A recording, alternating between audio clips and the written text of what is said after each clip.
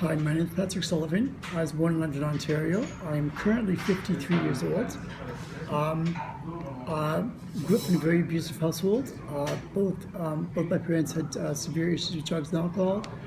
I was sexually abused by my brother. At the age of 11, at the age of 10, I got raped by someone who I thought was a friend, a much older man. That caused me to spiral into a series of drug and alcohol abuse. I ended up on the streets of Toronto at the age of 11 because I was taken out of my home, put into the children's aid, care of the children's aid, which did not work out. A lot of the places they sent me to were very abusive, both physically and sexually. So I ended up on the streets of Toronto at the age of 11, became involved in street-level prostitution as a way to survive. When I was 18, things had calmed down at home, and I was no longer awarded the children's aid, so I moved back home, lived with my mom. Started high school at 18. Took 7 years to complete that. Was still dealing with some issues around drugs and alcohol. Got finished with that at the age of 22. Finished high school at 25. Then I've kind of been, dealing with my own issues, but also helping people to deal with their own issues, especially people involved in the sex trade, both male and female. I've also worked at the AIDS Community of London, AIDS Community of Toronto, Beat the Street, which was a drop-in literacy center for homeless youth and adults. Worked for an agency called Bridges for Youth, which did social justice retreats, primarily for Catholic high school youth, basically both looking at issues around homelessness, but also using people that were homeless or marginalized to help lead our small groups. Let's talk about the own issues on homelessness. When Bridges for Youth closed, I was offered a position at Sanctuary Ministries, which is at Charles and Young, which is a community that strives to provide help, care, and spiritual advice for people that are homeless, involved in the sex trade, drug, alcohol addictions, mental health issues, works with a lot with a big Native population. Was there for 3 years doing pastoral care and community care through drop-ins and outreach. Also, I tried doing that for 3 years, both doing my groups for Bridges for Youth, which was closed, but I kind of took it on as a solo project. Got to be a little too much, so I ended up taking a year off to weigh my options. And in September of 2010, Sanctuary invited me to use their space to continue my social justice program, which is called Bridges for Youth 2, and I've been doing that ever since. Now, you were mentioning that you found yourself on the streets of London at the age of 11. Can you tell us a little bit more about that? What was your life like back then? I actually found myself on the streets of Toronto when I was 11. London was not a safe community. I mean, I knew too many people. There were no social. At the age of 11, it's illegal to be homeless. Homelessness is not acceptable until you're 16. So there are no services for people that are under the age of 11.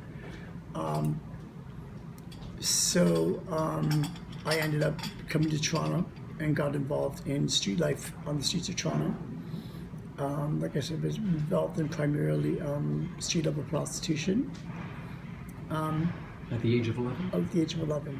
What was that like? Tell us a little bit about that. Well, because I'd been sexually abused by my brother, from a very early age, sex was not a big deal. I was getting paid for it. It was, I don't want to say, I was more in control of it than it was when I was being abused. And I also got paid. So it was a means of survival. It was scary, at the age of 11, you don't know where to go, what to do. I spent the next, in between, getting picked up by the police and going back to group homes and foster homes and juvenile jails and mental health facilities and stuff like that, I would survive on the streets. And there was a pretty safe community when I was on the streets as a kid. I think because I was a kid, a lot of the older people wanted to take care of me. And so it was, I'm not going to say it was good. It was a valuable experience. It's not something that I think I would ever have wanted to change. But I knew that my goal was always I wanted to help people that were in the same predicament as I was. either prevent them from getting in there or to support them while they're in there or to help them find ways to get out. Patrick, when you first arrived in Toronto, how did you get here? Did you? I took a Greyhound bus. Okay. And they allowed you to get on a bus at the age of 11 without any parental. Yep. Yeah. Yep. Okay. Yeah. I mean, times have changed. I mean, it's almost kind of like, you know, in the 70s when I came to Toronto, you didn't talk about things like sexual abuse. You know, it wasn't talked about. There was a lot more freedom, I think, between parents and kids. Now, you know, if a parent looks at you, you can call the children's name, you know, and scream abuse.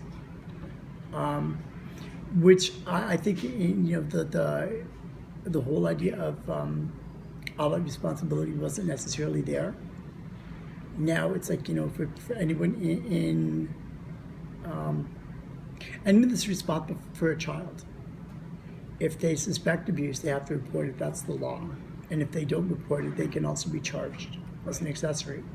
That wasn't in place in the 70s. Of course. Yeah, it's a very different society today than it was back in the 70s, for sure. It is.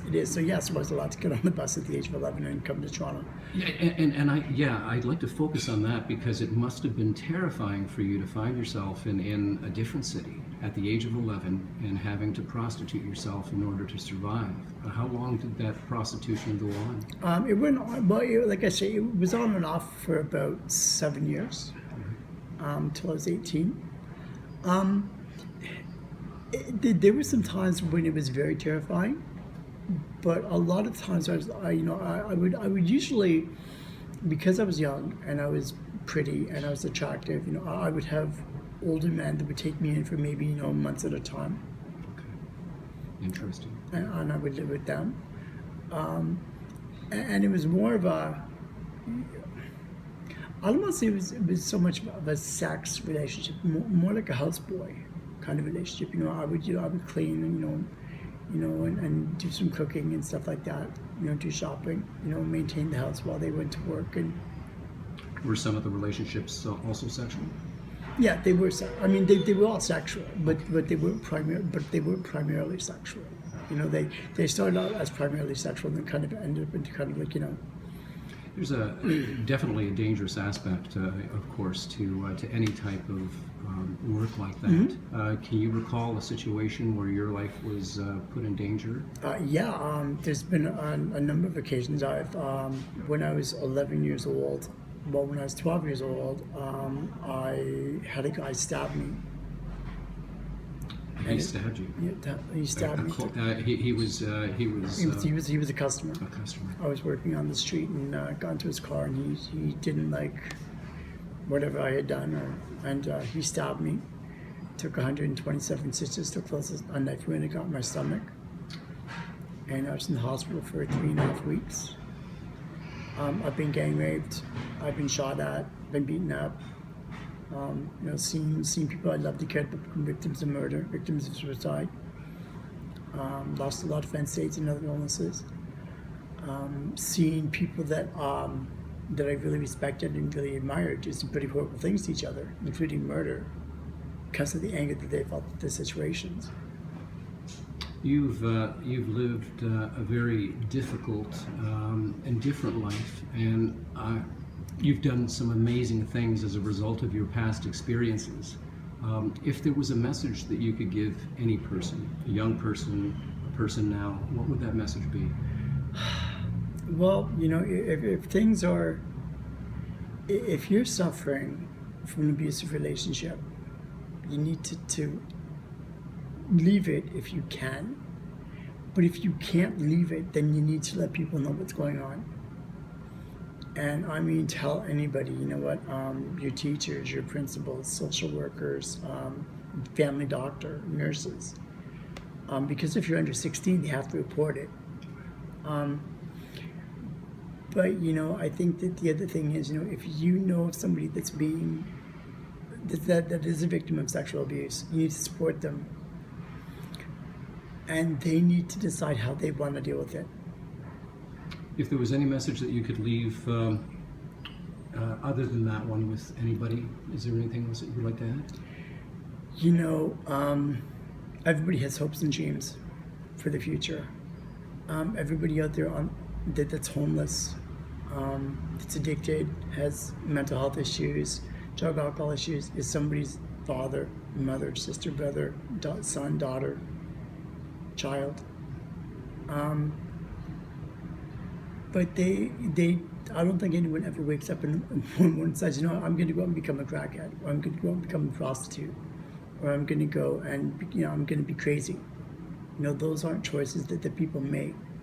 They're either made for them because of other things that they've done or that have had done, that they have had done to them. But homelessness is not a choice. Thank you, Patrick. Thank you for your incredible story. You're welcome.